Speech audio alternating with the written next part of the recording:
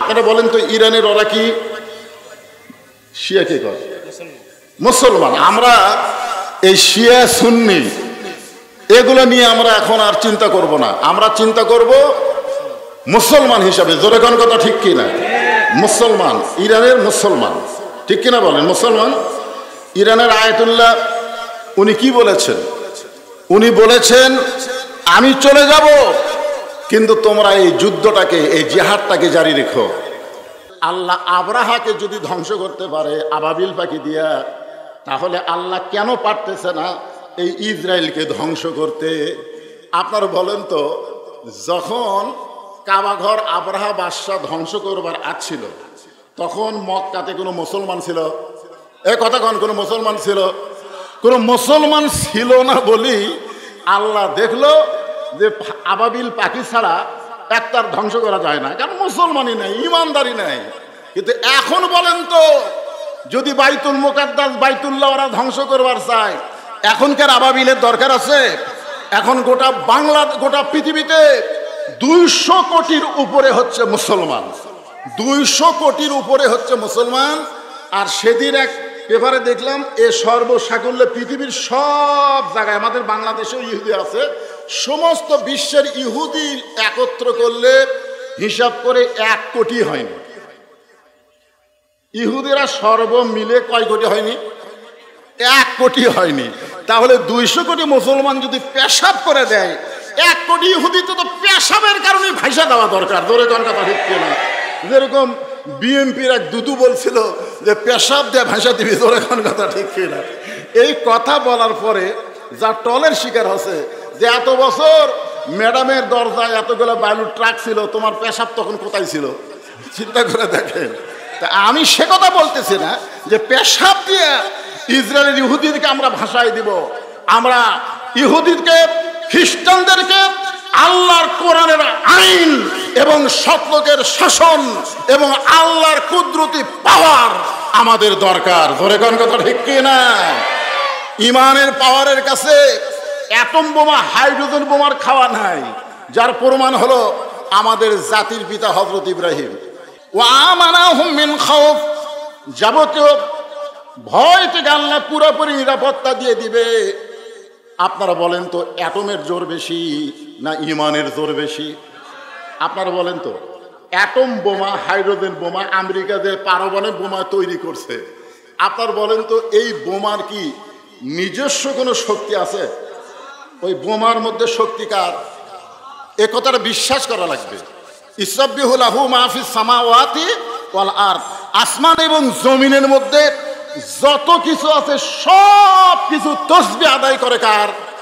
আরো ধরে বলেন।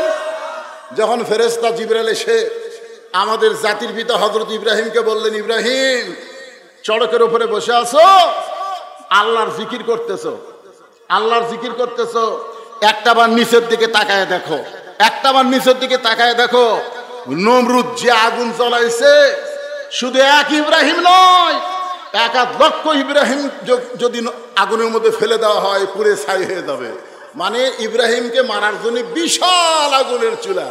হযরত ইব্রাহিম বললেন, জিবরাইল আমি এখন পর্যন্ত একটা বারের জন্য নমরুদের চুলার দিকে তাকাইনি, কারণ আমার ভিতরের ঈমান আমাকে বলে দিচ্ছে হাসবি আল্লাহু নিমাল ওয়াকিল ওয়া নিমাল মাওলা ওয়া নিমান নাসির। আমার ভিতরের ঈমান আমাকে বলে দিচ্ছে নমরুদ আগুন জ্বালাবার পারে, কিন্তু পুড়ানোর ক্ষমতা নমরুদের হাতে নাই।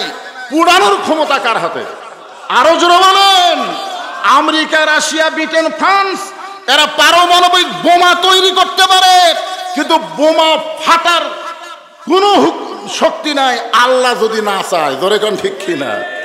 আপনারা বলতেছেন হুজুর তাহলে এই যে ইসরায়েল বোমা মারতেছে, ইসরায়েল যে মারতেছে, আপনারা দেখেন ইসরায়েল মারতেছে, ওটা আবার ঘুরে এসে ইসরায়েলের মধ্যে পড়তেছে। ধরে কোন কথা ঠিক কিনা? আল্লাহ তো কিছু দৃশ্য আমাদেরকে দেখাচ্ছে। ধরে কোন কথা ঠিক কিনা? কিন্তু এরকম কেন হচ্ছে?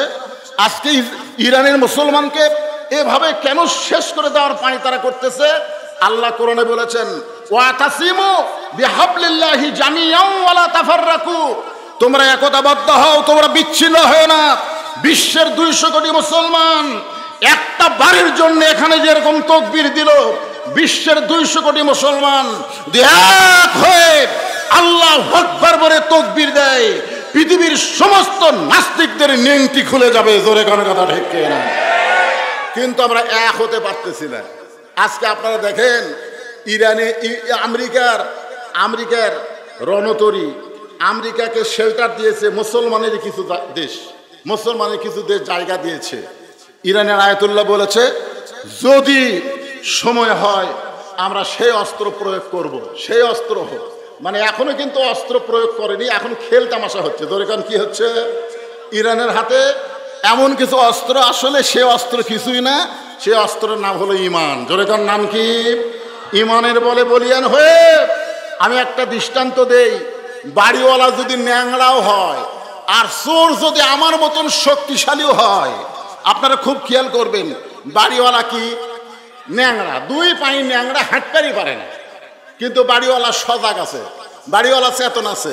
আর আমার মতন জুয়ান তাগড়া চোর এসে গভীর রাত্রে চুরি করার জন্য কেবল মশান নিছে, এমন সময় যদি বাড়িওয়ালা বলে কে রে, আপনারা বলেন তো চোর কি চুরি করবি না দৌড় দিবি? কারণ বাড়িওয়ালাকে হাঁটতে পারে, বাড়িওয়ালা কি ন্যাংড়া, জোরে কন কি ন্যাংড়া, কিন্তু বাড়িওয়ালা কি আছে? সজাগ আছে। বাড়িওয়ালা কি আছে? সজাগ আছে। তাহলে এখানে বোঝা গেল চোর যেটা করতেছে এটা হলো অন্যায়, আর বাড়িওয়ালা যে বলতেছে কে রে, এইটা হলো ন্যায়। গোটা পৃথিবীতে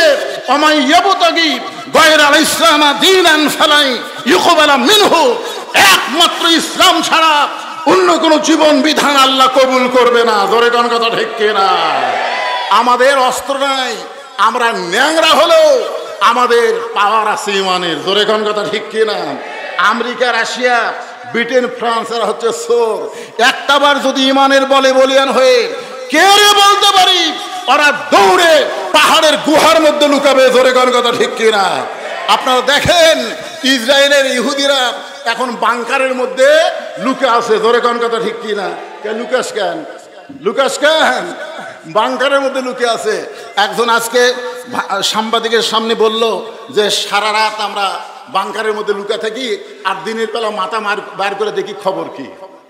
শোনেন, শুধু ইরানের সাথে গোটা বিশ্বের সমস্ত মুসলমান যদি এক হবার পারে তাহলে ইসরায়েলের মানচিত্র পৃথিবীর জমিনে থাকবে না। ধরে কোন কথা ঠিক কিনা? আল্লাহর কোরআনের জন্যে, সৎ লোকের শাসনের জন্যে গোটা বাংলাদেশ যদি এক হতে পারে তাহলে আগামীতে আর কোন জালেম বাংলার ক্ষমতায় আসতে পারবে না। ধরে কোন কথা ঠিক কিনা? আমাদেরকে এক হতে হবে। ওয়ালা তাকুলু লিমান ইউকতালু ফি সাবিলিল্লাহি আমওয়াতুন বাল আহয়াউ ওয়ালাকিন লা তাশউরুন। আপনারা বলেন তো, প্রথম আয়াতে আল্লাহ কি বললেন? আল্লাহর কাছে যদি কিছু পাবার চাও তাহলে ধৈর্য আর নামাজের মাধ্যমে চাও। পরের আয়াতে আল্লাহ কেন বললেন? আল্লাহ রাস্তায় যাদেরকে হত্যা করা হয় তাদেরকে তোমরা মৃত্যু বলো না, আমি আল্লাহ বলতেছি তারা জীবিত। জোরে বলেন সুবহানাল্লাহ। আচ্ছা, নামাজের আয়াতের সাথে সাথেই এখানে হত্যার কথা আল্লাহ কেন বললেন? যে আমার রাস্তায় যাদেরকে হত্যা করা হয় তাদেরকে তোমরা মৃত্যু বলো না।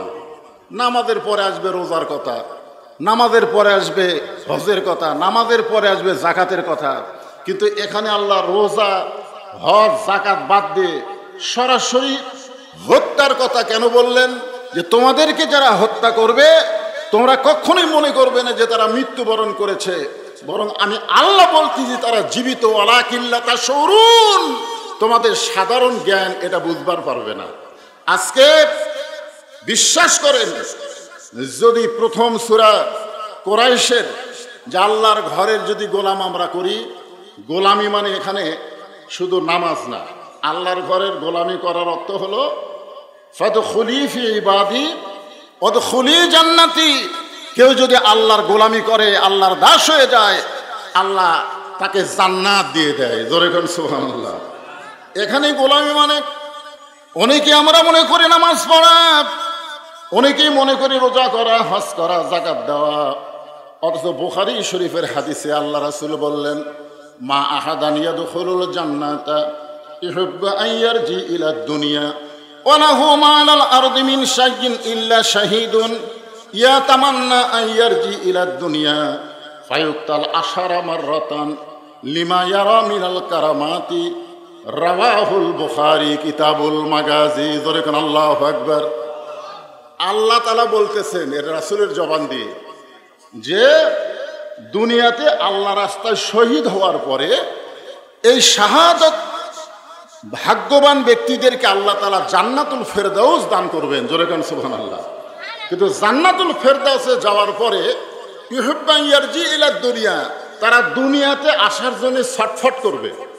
আচ্ছা চিন্তা করে দেখেন, জান্নাতে তখন জান্নাতুল ফেরদাউস পাওয়ার পরেও তারা দুনিয়াতে আসার জন্য ছটফট করবে। আপনারা বলেন তো, জান্নাতে যাওয়ার পরে কেউ আবার দুনিয়াতে আসবার চাবে? তা আল্লাহ রাসূল কেন বলতেছেন ইউহিব্বু আন ইয়ারজি ইলা দুনিয়া ওয়া লাহু মা আলাল আরদি ইল্লা শাইইন ইল্লা শাহীদ। এই দুনিয়াতে আসার একমাত্র কারণ কি? আল্লাহ জিজ্ঞাসা করবেন, রে বান্দারা, আমি আল্লাহ খুশি হয়ে তোমাদেরকে জান্নাত দিয়ে দিলাম। শহীদ যারা হবে তাদেরকে আল্লাহ কোনো হিসাব নেবে না, তাদেরকে বিনা হিসাব আল্লাহ জান্নাত দিয়ে দিবে। জোরে গান সুবহানাল্লাহ। তো জান্নাত দেওয়ার পরেও তোমরা দুনিয়াতে কেন আবার যাওয়ার জন্য ছটফট করতেছো? তখন জান্নাতি বান্দারা বলবে, জান্নাতি বান্দারা বলবেন, লিমা ইয়ারা মিনাল কারামাতি। প্রথম শহীদ হওয়ার সময় শাহাদতের যে মর্যাদা আমরা পাইছি, আল্লাহ তোমার জান্নাতের মধ্যে সেই শান্তি আমরা পাচ্ছি না। ফায়ুক্তাল আশারা মাররাতান, কম করে হলো আমরা 10 বার বাতিলের বিরুদ্ধে যুদ্ধ করে শহীদ হব, এরপরে আমরা জান্নাতে আসব।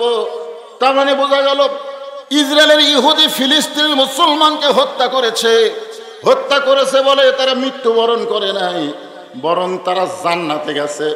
আর জান্নাতে যাওয়ার পরে তারা বুঝবার পারতেছে দুনিয়াতে সমস্ত মৃত্যুর চাইতে আল্লাহ রাস্তায় জীবন দেওয়াই হলো সবচাইতে উত্তম মৃত্যু। জোরে কোন সুবহানাল্লাহ। এই জন্য খুব খেয়াল করবেন যে আল্লাহর ঘরের যারা গোলামি করবে আল্লাহ তাদেরকে 2টা পুরস্কার দিবেন। আল্লাহর ঘরের গোলামি করা মানে শুধু নামাজ নয়। আজকে যেই নামাজ আমরা আদায় করতেছি, এই নামাজ আমাদেরকে কি শিক্ষা দিল? আল্লাহ কোরআনে বলেছেন, ইন্না সালাতা তানহা আনিল ফাহশাই ওয়াল মুনকার। একমাত্র নামাজই পারে মুসলমানকে যাবতীয় খারাপি থেকে, যাবতীয় ফায়সা থেকে হেফাজত করতে। আমরা জানি ফ্যাসিস্ট সরকারের হাসিনা শুধু 5 ওয়াক্ত নামাজ নয়, তাহাজ্জুদের নামাজও পড়তো। জোরে কোন ঠিক কি না? 5 ওয়াক্ত নামাজ তো পড়তো, আবার তাহাজ্জুদের নামাজ পড়তো। শামীম ওসমান 5 ওয়াক্ত নামাজ পড়তো, সংসদে তিনি ডিক্লার দিয়েছেন 5 ওয়াক্ত নামাজ, এবং তাহাজ্জুদের পড়তে 70-80 রাকাত নামাজও পড়তো। এরপরেও তারা ফায়সা অন্যায় কাজ করত। তার মানে বোঝা গেল বর্তমানে বাংলাদেশে যেই নামাজ চলতেছে, এই নামাজ আল্লাহর ঘরের গোলামি নয়। নামাজ আদায় করতে গেলে নামাজকে বাংলার জমিনে কায়েম করা লাগবে। জোরে কোন কথা ঠিক কি না? একটা হলো নামাজ পড়া, একটা হলো নামাজ কায়েম করা। নামাজ পড়া আর নামাজ কায়েম দুইটা এক না। এখানে আল্লাহ যেটা বলতেছেন যে ইন্নাস সালাতা তানহা আনিল ফাহশাই ওয়াল মুনকার, একমাত্র নামাজই পারে মানুষকে যাবতীয় ফায়সা খারাপি থেকে, বেহুদা কাজ থেকে হেফাজত করতে। এটা নামাজ পড়ার কথা বলে নাই, এখানে নামাজ কায়েমের কথা বলা হয়েছে। আপনি দেখেন কোরআনের প্রথমেই আপনারা দেখবেন জালিকাল কিতাবুল লা রাইবা ফিহি হুদাল লিল মুত্তাকিন।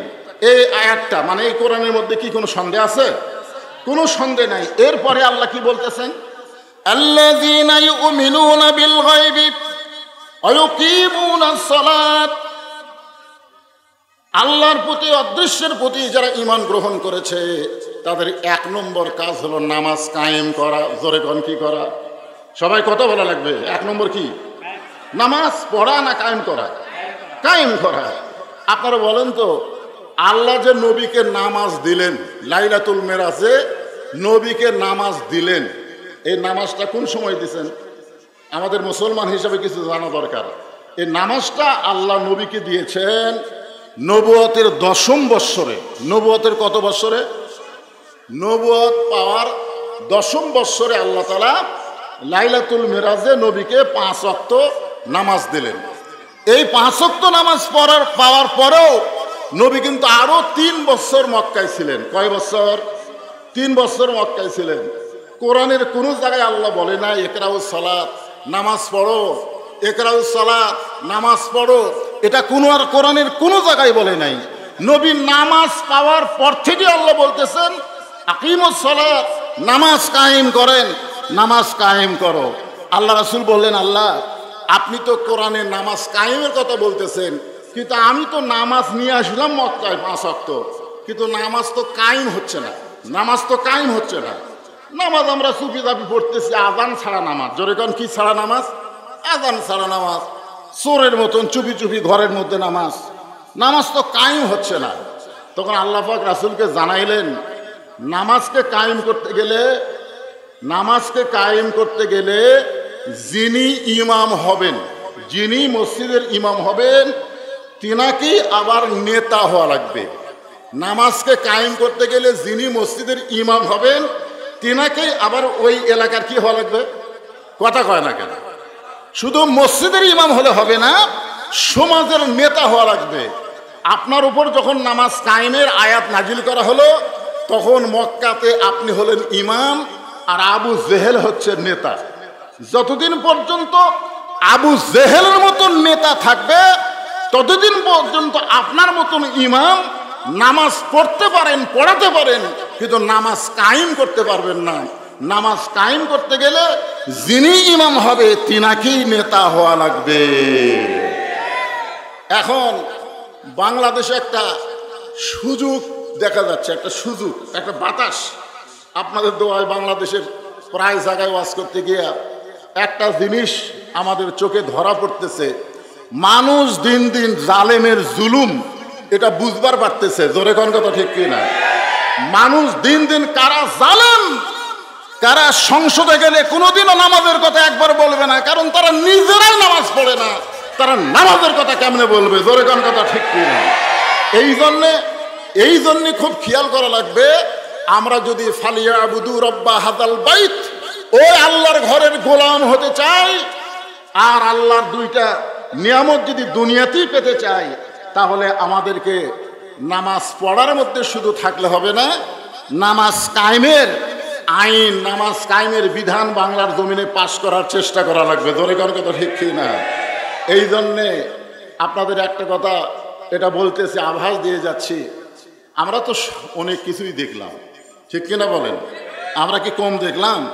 এই 54 বছর 53 বছরে আমরা বহু কিছু দেখলাম, কিন্তু আমরা তো সবই দেখলাম, কিন্তু একটা বার কি দেখা যায় যে বাংলার জমিনে কোরআন দিয়ে ভালো মানুষের, আমরা কি চাই? সৎ লোকের শাসন আর আল্লাহর কোরআনের আইন। জোরে কোন কথা ঠিক কি না? তাহলে কথা কি বলা যায় সব দেখা হলো শেষ, আগামীতে দেখবো আল্লাহর কোরআনের বাংলাদেশ? কারা কারা দেখতে চান 2 হাত তুলে আল্লাহকে দেখান। লিল্লাহি তাকবীর।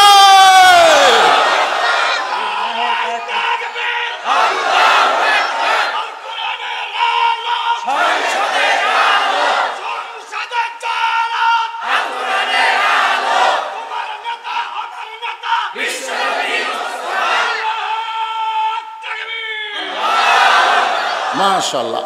আপনারা বলেন তো, এই যে আল্লাহ বললেন যিনি ইমাম তিনি কি নেতা হওয়া লাগবে, এই জন্য আল্লাহ তাআলা নামাজ, শুধুমাত্র নামাজ কায়েম, ফালিয়াবুদু রাব্বা হাযাল বাইত, আল্লাহর গোলামি করার জন্য আল্লাহ তাআলা নবীকে হিজরত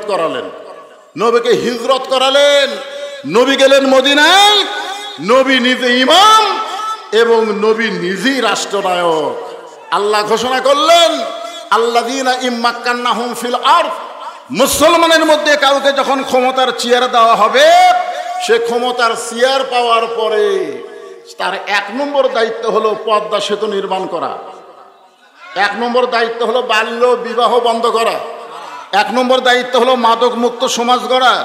এগুলো সবই দায়িত্ব হতে পারে, কিন্তু 1 নম্বর কাজ হচ্ছে নামাজ কায়েমের বিল পাশ করা। জোরে কোন কথা ঠিক না?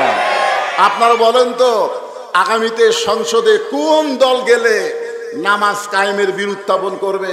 এটা একজন মুসলমান হিসেবে কোরআনের মাহফিলে এসে আমাদের জানা বোঝার দরকার আছে না নাই? জোরে কোন আছে না নাই? খুব খেয়াল করে শুনবেন।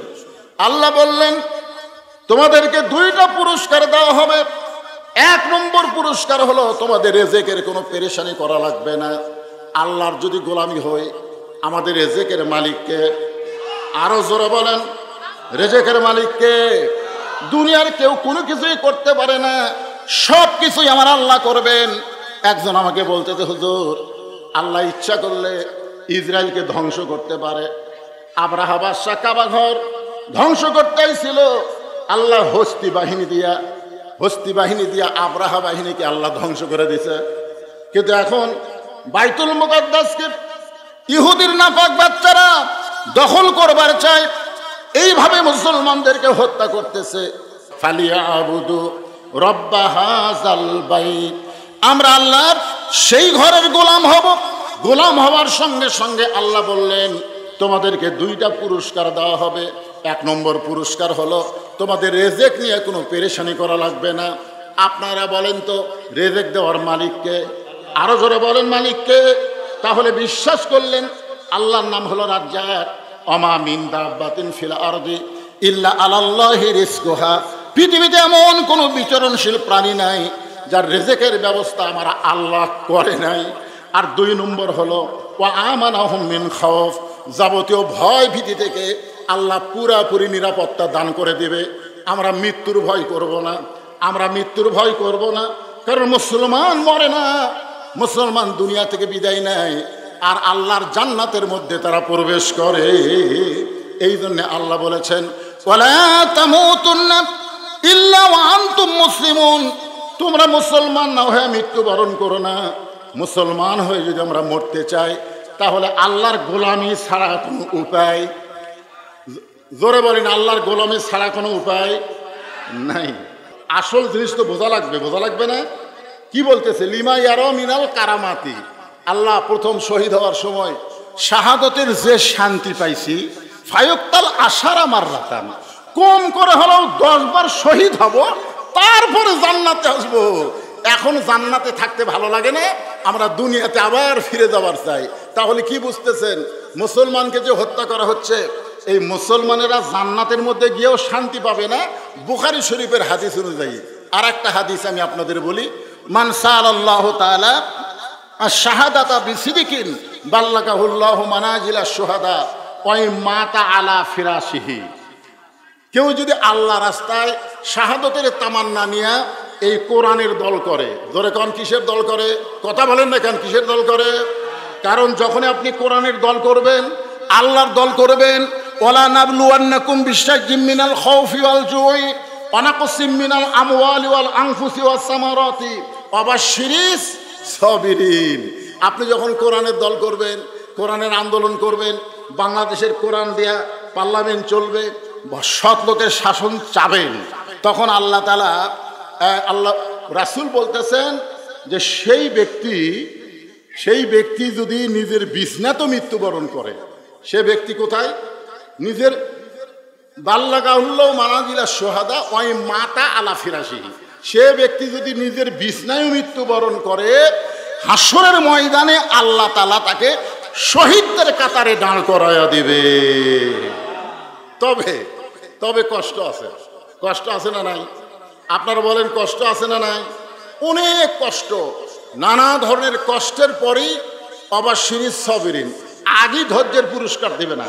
একটা মা যদি সন্তান নিতে চায়, জীবনে কোনোদিন সন্তান হয়নি, এবার প্রথমেই সন্তান হবে, আমার মা বোনেরা যারা পর্দার অন্তরে বসে আছে, আমি তাদেরকে বলবো, মা, আমাদের মায়েরা, আমাদের দাদিরা, আমাদের নানিরা কোনোদিন সিজার করে বাচ্চা নেয় নাই, তারা নর্মালে বাচ্চা নিয়েছে। জোরে কোন কথা ঠিক কিনা? কথা বলেন। এখন একটা কি সিস্টেম হলো, পৃথিবীর কোনো দেশে এত সিজার হয় না, যেই সিজার আমাদের বাংলাদেশে হয়। একটা ভ্যানওয়ালার বউ পর্যন্ত নর্মালি বাচ্চা লিবার চায় না, একটা ভ্যান চালায়, ও কয় সিজার। শোনেন, বাচ্চা হওয়ার আমার মায়েরা যারা পর্দার অন্তর আছে, আজকে আমাদের সন্তানগুলো, অধিকাংশ সন্তান ছোট ছোট বাচ্চারা এই নষ্ট হওয়ার পিছনে কারণ হলো সিজার। কারণ কি? সিজার। আমার মায়েদের বলতেছি, মা প্রথম বাচ্চা হবে, আল্লাহ রাসূল কেন বললেন মায়ের পায়ের তলে জান্নাত? মায়ের পায়ের তলে জান্নাত, এ কথা বলার পিছনে কারণ আছে না নাই? কি কারণ? একটা সন্তানের জন্য মা বেশি করে না বাপ বেশি করে? মা কি করে? খালি 10 মাস 10 দিন পেটের মধ্যে থসে, বার হওয়ার পর থেকেই বাপের দায়িত্ব। জোরে কথা কর না কেন ভাই? যা কিছু কেনা লাগবে কে? এই সন্তানকে লেখাপড়ার জন্য চিন্তা কে করে? বাপ করে না মামা করে? লেখাপড়া টাকা পয়সা যত খরচ সব কে করে? বাপ করে। আমি তো চিন্তা করি একটা সন্তানকে শুধু 10 মাস 10 দিন পেটে থই আর 2.5 বছর দুধ পান করাই, এরপর আর মায়ের কোনো কষ্ট না, সমস্ত কষ্ট হলো বাপের কষ্ট। জোরে কথা কর না কেন? তারপরেও বাপের পায়ের তলে জান্নাত নয়, মায়ের পায়ের তলে জান্নাত। এটা কি বোঝা লাগবে না? এটা বোঝা লাগবে তো। কি বলবো প্রসবের কথা, মা বিনে সেই ব্যথা কেউ তো বুঝবে না। মাজন ঠেকিয়া সন্তানের দায়, অকালে মা মারা যায়, কেন সে মায়ের ভয়? এমন দরদি ভাবে কেউ হবে না আমার মা গো। প্রসবের একটা ব্যথা আছে, কোনোদিন সেই ব্যথা বুঝতে পারে নাই। এবার প্রথম বাচ্চা হবে, কোনোদিন বাচ্চা হয় নাই, প্রথম বাচ্চা হবে। এই প্রসবের ব্যথা যখন শুরু হয়ে গেল, মায়ের পায়ের তলে সন্তানের জান্নাত, মাকে একটু বোঝা দরকার। জোরে কোন কথা ঠিক কিনা? কিন্তু মা পায়ের তলে সন্তানের জান্নাত এইটা না বুঝ হইয়া চিল্লা চিল্লি শুরু করে দিছে।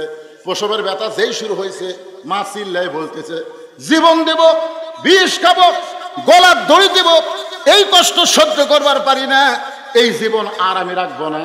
এমন সময় দাদি নানি দৌড়ে আসে। দাদি নানি দৌড়ে এসে বলে, তুই কি পাগলি হয়েছিস নাকি? তুই এরকম চিল্লা চিল্লি কেন করতেছিস? তুই একটু ধৈর্য ধর। ইন্নাল্লাহ মা'আস সাবিরিন, ধৈর্যশীলদের সঙ্গে কি আছে? জোরে কম কি আছে? দাদি নানি ধাক্কায় ধাক্কায় ঘরের মধ্যে নিয়ে যায়, বিছনায় শোয়া দেয়া, ঠান্ডা পানির মধ্যে নরম কাপড় চুবড়ায়া চুবড়ায়া মায়ের কপালের উপরে দেয়, আর বলে ধৈর্য ধর। আর ধাইমাকে বলে, আস্তে আস্তে বিসমিল্লাহ করে সন্তানকে টেনে টেনে বের করো। বাজান গো, সন্তান টেনে টেনে বের করতেছে, আর মার কলিজা টেনে ধরতেছে। মা কষ্টে চিৎকার দিবার চাই, দাদি নানি কপালে চুমা দিয়ে বলতেছে, চিৎকার দিস না, রাস্তার ধারে বাড়ি, রাস্তা দিয়ে মানুষ যাওয়া আসা করতেছে, তোর চিৎকার শুনলে রাস্তার মানুষ বলবে এই মেয়েটা কেমন রে? বাচ্চা হওয়ার সময় গোটা পাড়া চিৎকার করেছে, জানাইছে ধৈর্য ধর, ধৈর্য ধর, ধৈর্য ধর। এমন কথা কানে কানে কয়, কপালে চুমা খায়, আর ঠান্ডা পানি কপালের উপরে দিয়ে বলে ধৈর্য ধর। মা ধৈর্য ধারণ করেছে। এদিকে দাদি নানি ইশারা তাই মাকে বলে, টান দে, সন্তানকে টান দে। এক সময় সন্তান জোরে টান মারছে, সন্তান বের হয়ে গেল, কিন্তু মা কষ্টে বেহুশ হয়ে গেছে। মার আর হুঁশ নাই, মার কোনো হুঁশ নাই। চিন্তা করে দেখে কত কষ্ট করে মা 10 মাস 10 দিন পেটে রাখলো, সেই সন্তান দুনিয়াতে আসলো। আসার পরে সন্তান প্রথম যে কান্না, ওই প্রথম কান্না কিন্তু ম্যা ম্যা মা মা মা বলে কান্নাকারি করেছে। সন্তানকে গোসল করানোর পরে ওই সন্তানকে গোসল করায় যখন মায়ের বুকের উপরে দেয়, মা কিন্তু সন্তানের দেহের পরশে মা হুঁশটা ফিরে পায়। মা হুঁশ ফিরে পাওয়ার সঙ্গে সঙ্গে সন্তানকে আলগা করে হাতে নিয়ে মুখের কাছে নিয়ে এসে চুমা খাবার চায়। মুখে চুমা খায়, বুকে চুমা খায়। দাদি নানি তিরস্কার করে বলে, এক লাথি দিয়ে ফেলা দে, এ তোর কষ্ট দিয়ে দুনিয়াতে আইছে, এই কষ্টের যন্ত্রণায় বিষ খাবার চাইলি, গলার দড়ি দিবার চাইলি, কত কিছু না তুই চিৎকার করে বললি, একে আদর না করে কে ফাইলা দে। তখন মা মুচকি মুচকি হাসের বলে, দাদি গো, ও নানি, কষ্টের পরে এমন শান্তি, এমন সুখ আমি কখনো বুঝতে পারি নাই। এই সন্তানকে বুকে নেওয়ার সঙ্গে সঙ্গে, এই সন্তান আমার বুকে আসার সাথে সাথে আমার প্রসব ব্যথার যত কষ্ট সব আমি ভুলে গিয়েছি। আজকে মতিয়ার রহমান নিজামীকে ফাঁসি দেওয়া হয়েছে, আজকে মুজাহিদকে ফাঁসি দেওয়া হয়েছে, আজকে কামরুজ্জামানকে ফাঁসি দেওয়া হয়েছে, আজকে আল্লাহর কোরআনের পাখিকে অন্যায়ভাবে জেলখানা থেকে বের করে বাজানগো হাসপাতালে হত্যা করা হয়েছে। এই কোরআনের আন্দোলন করতে গিয়ে প্রসব বেদনার মতন কত ব্যথা বাংলাদেশের কোরআনের করিমরা পাইছে। তারা ঘরে থাকতে পারে নাই, তারা সব সময় বাইরে থাকছে। এত ব্যথার পরে, এত কষ্টের পরে মা সন্তানকে বুকে পাইলে যেমন সন্তানের ব্যথা ভুলে যায়, আমরাও যখন বাংলার জমিনে আল্লাহর কোরআনের সমাজ পাবো, এই নূরে মদিনা মাদ্রাসার জন্যে আপনাদের কাছে কিছু চাওয়ার দরকার পড়বে না। কারণ কোরআন যখন পার্লামেন্টে যাবে, আল্লাহ রাসূল বলেছেন খায়রুকুম মান তাআল্লামাল কোরআনা, ওই ব্যক্তি হলো সবচাইতে সম্মানী, সবচাইতে জ্ঞানী, যে আল্লাহর কোরআন শিখেছে এবং অপরকে কোরআনের শিক্ষা দেয়।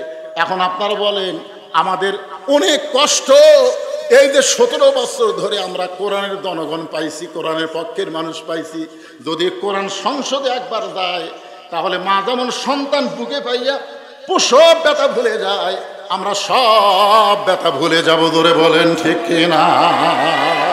তাহলে আল্লাহর কোরআন আগামী সংসদে আমরা কারা কারা দেখতে চাই? আর একবার দুই হাত তুলে আমার আল্লাহকে দেখায়, লিল্লাহ